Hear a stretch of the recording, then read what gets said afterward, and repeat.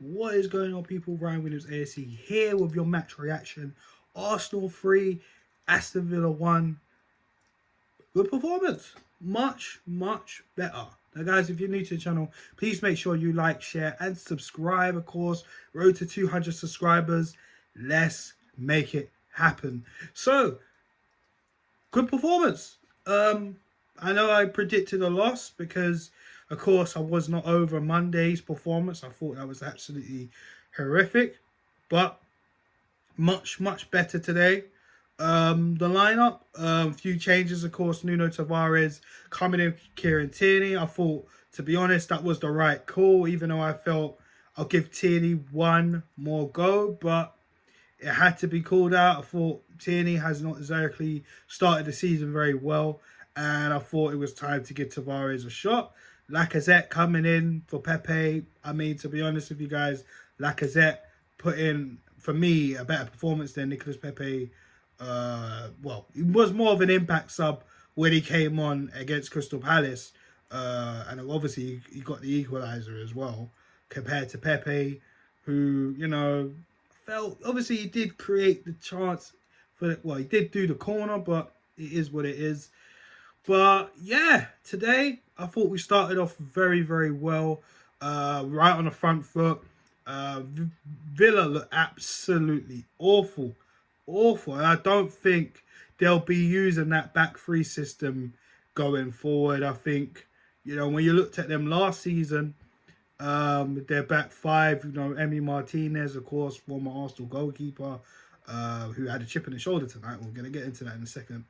They look very strong last season, you know, that back four, but changing it up, added a Manchester United centre back in Tryon Zabi into the fold. Obviously, he's on loan from United, and to be honest with you, they looked awful. He's probably, for me, their best centre back. Konza was looking awful.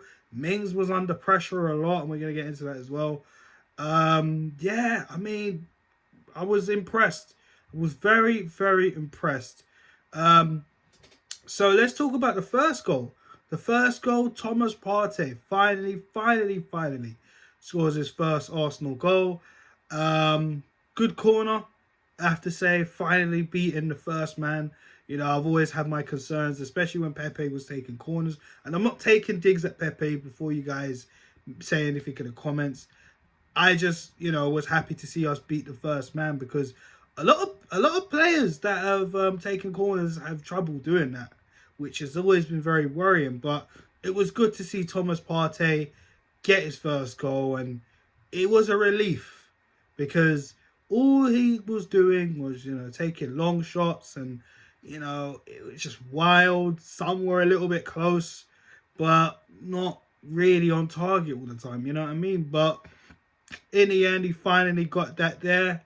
And to be honest with you, I was happy with the fact that we didn't back off like we did at Crystal Palace. We actually kept going for once. And there was even another corner where Thomas Partey again got involved. And, you know, he actually hit the bar as well. I mean, it was good. It was nice to see that. And, you know, he was actually trying to get in there. You know, him and Lokonga starting in the midfield. I was a little bit worried about that, obviously, because, you know, neither of them are actual DM, but they did what they could today against Aston Villa. You know, we just kept the pressure on, and I was very happy with that. I felt we could have scored more goals near towards the end of the first half, just before we get into the penalty. Saka, who I felt had chances today, again, I mean, he's just really got to work on that finishing for me. You know, we did score a good goal against Tottenham a few weeks ago in the North London derby, but today I felt we had a chance of a lifetime, and he had all the time in the world. You know, it was a brilliant move from Arsenal, which we don't really see that often. But unfortunately, you know, he kind of just snatched at it, and, you know, Emile just dealt with it, you know, and, you know, that was that. And then just before, you know, moments of half time, Target, well, Is it a penalty for you? Because, to be honest with you, Target makes the challenge. He did get the ball, but the follow through, did he really get much at Lacazette? It's a questionable one. I have to say, guys, if I'm going to be totally honest, I mean, Lacazette did kind of trip, but I did see Target's foot kick out also. So, yeah. Okay, we got the penalty. And I was worried about this penalty. Now, the reason why I was worried about this penalty is because obviously Emile Martinez, former Arsenal goalkeeper, he would have been training with Aubameyang, Lacazette, who, you know what I mean? And he obviously knows how they take their penalty, etc. So, of course, Aubameyang takes the penalty. Emile saves it, you know, and Aubameyang does well to get the rebound. And literally we score, and that was in the dying minutes of the first half, because that, you know, VAR was checking that penalty appeal, but the game already kind of flowed from then. So, you know, a lot of us were kind of thinking, oh, fair enough, because there was another challenge in the penalty area, but obviously that wasn't really given. So, you know, they went back to it, and it actually paid off for once. So Arsenal leave 2-0, and I can't believe what I saw. The stats: 14 shots on target in the first half. Aston Villa didn't even lay a finger on us. And I have to say that was a very, very dominating first half. Where have we seen that before? Against Spurs. So for me, I was a little bit concerned because, you know, Villa were a bit rough, you know, picking up a few yellow cards. John McGinn, Tyrone Mings, he had a challenge on, I think it was it Saka? I think it was Bukayo Saka. And who else? Someone else had a yellow card. Oh, it's gone out of my head now. Apologies. But Aston Villa had 3 yellow cards. So, I mean, it was going to be tough for them. And like I said in the beginning of the video, the back three was a problem. You can see Dean Smith, and I think it's Craig Shakespeare. I'm sure it's Shakespeare, who used to manage Leicester for a short period of time as his number 2. You can see them during the game talking about tactics, and you know, you could tell they had to definitely make a change to try and get back into this game, and they did that. Leon Bailey, coming in as a substitute, and to be honest, that really opened the game up a lot more. Villa actually started to come into light. They looked a little bit more dangerous, tried to come on the front foot, tried to get back into the game. But on the other hand, again, another counter-attack for us. Emile Smith-Rowe, I mean, this guy, I'm telling you guys, this guy is absolutely fantastic. I swear to God. I mean, we talked about lacking goals in the midfield, and you know, I was worried about Smith-Rowe because of his injury records in the past. But so far, so good. You know, he's done absolutely well. And for him to get that third goal, even though it took a deflection of Tyrone Mings, but the way he took it, I thought that was fantastic. You know, obviously he got the assist for the corner, and you know, he got the goal. I thought Smith-Rowe was absolutely fantastic tonight. You know, and to be honest, he didn't really give up. He wasn't as leggy as he usually was near towards the end of the game, but he done ever so well, and I have to applaud him for that, you know. So yeah, 3-0. We're looking comfortable. You know, game looks pretty much done. You know, Villa are still trying to look for answers, and of course we made a few substitutions. Lacazette did come off with cramp. So Martin Odegaard came on, which to me, I personally would have not made that change. I would have maybe gone for Martinelli or Pepe or someone like that, because then we could kind of put Smith-Rowe in the number 10 position, and then we got more width and more speed on the left. But it is what it is. Other than that, Maitland-Niles did come on. I think that was before their goal. Did come off for Lokonga. For me, Lokonga, I see him getting forward a lot more. He was trying. He even had a chance. You can see he's getting the confidence, but his end product just isn't there. You know, and I think that's something that has to be worked on going forward. But look, let's just talk about Aston Villa's goal. I think, again, this is where I get worried about Arsenal, where they fall asleep. And like I said, Leon Bailey came in for Aston Villa, really changed the game for them. You know, gave Villa a new dynamic. Obviously, they made a change as well.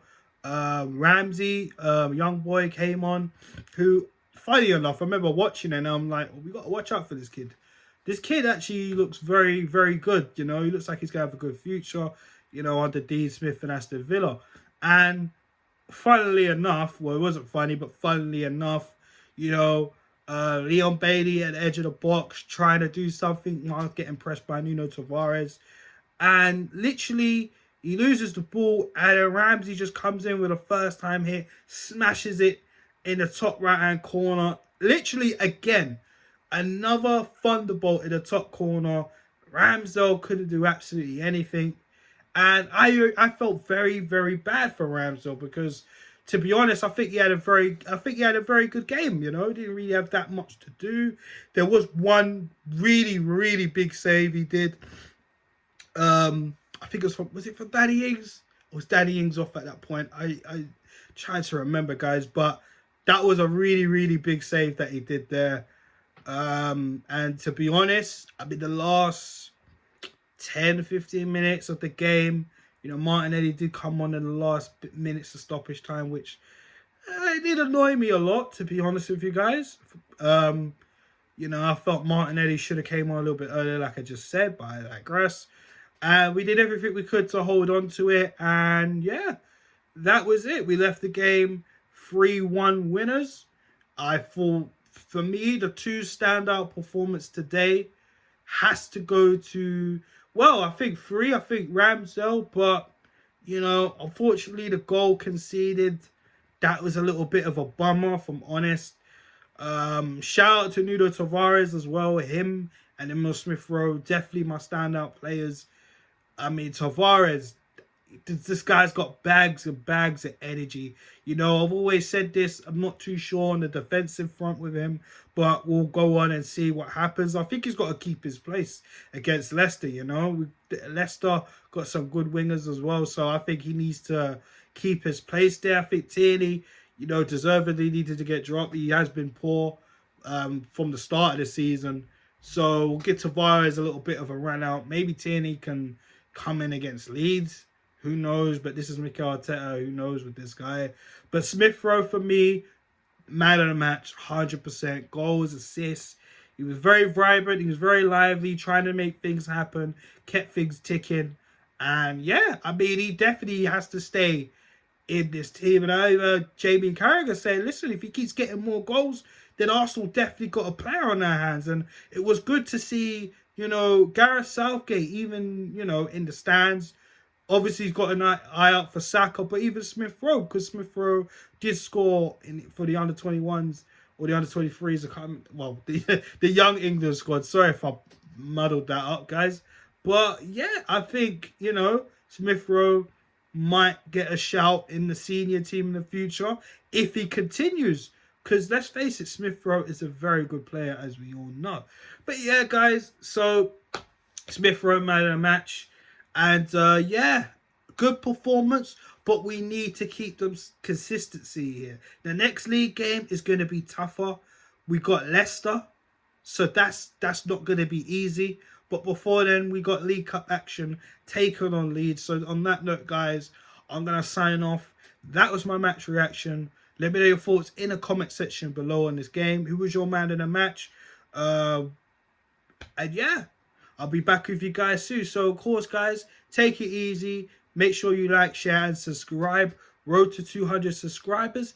Let's make it happen. Good evening, guys, and have a good night. Peace.